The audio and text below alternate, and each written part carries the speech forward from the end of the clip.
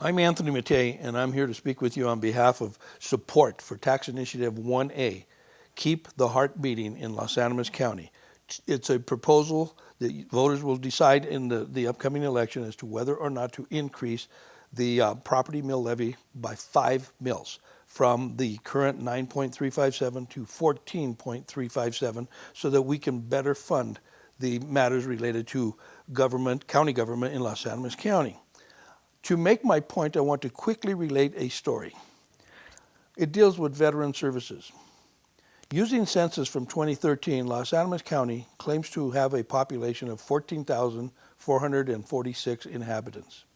Given the reduction of the gas field related jobs, it can logically be deduced that the number of Los Animas County residents is now slightly lower than that. Los Animas County Veteran Service Officer tells me that he believes there are about 1,700 actual veterans or persons, spouses, and other dependent children who deserve veteran-related benefits that live in Los Animas County. That would be anywhere from 11 to 13% of our total population, depending on which total you use to calculate. In 2010, when we first started to experience the decline of tax revenues based on the declining oil and gas industry and the fact that our mill levy had been reduced and was frozen at a reduced level, as a demonstration of austerity to meet the diminishing operational funds, the then existing Board of County Commissioners reduced the staff of the Department of Administration over which they have oversight and control. One of those reductions they made was the staff person from the Veteran Services Office.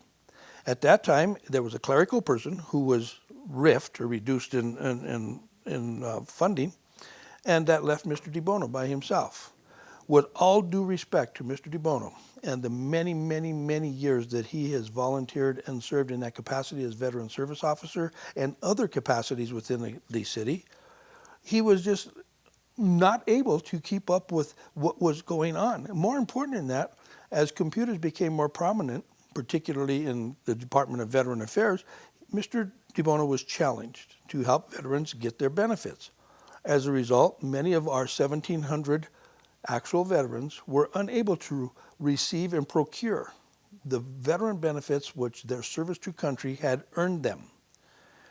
Having had many discussions with the commissioners and folks at the courthouse, because of the position where I am at the door where I work, I have occasion to be witness to a lot of the goings on, particularly at the Veteran Service Office. At that point, after operating in this condition of reduced force for almost 4 years, a decision was made to hire Mr. Al Trujillo. Al and I worked together with the State Patrol in Walsenburg many, many years ago.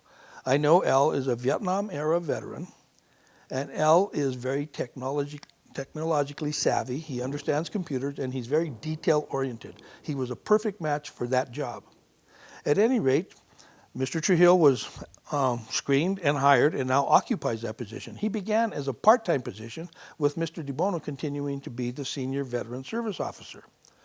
And in the time that Al has been there, he has been able to better assist veterans together with the guidance and the training provided him by Mr. DeBono until such time as it became appropriate for Mr. DeBono to be promoted, if you will, to a retired position where now he is an honorary veteran service officer, and Al's time has been increased to full time.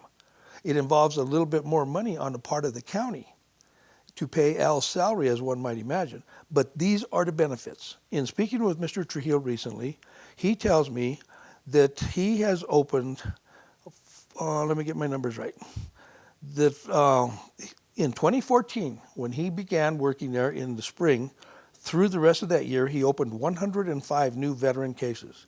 In 2015, the first complete year that he was there, he opened 240 new cases.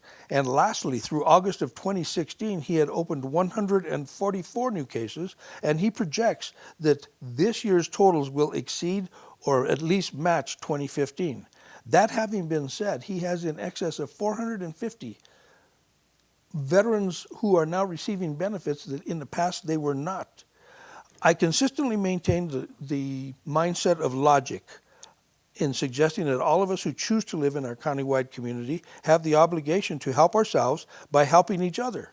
And the way we do that is we contribute a small, reasonable amount, in this case 5 mills, to our property taxes, so that we as a community can continue to do the things that are necessary, such as helping our veterans, so as to be able to employ a qualified, capable, talented veteran service officer, so that he can help veterans procure the benefits that are due them. That is just one of many, many examples that I can think of that are particularly important to us as we choose to benefit ourselves.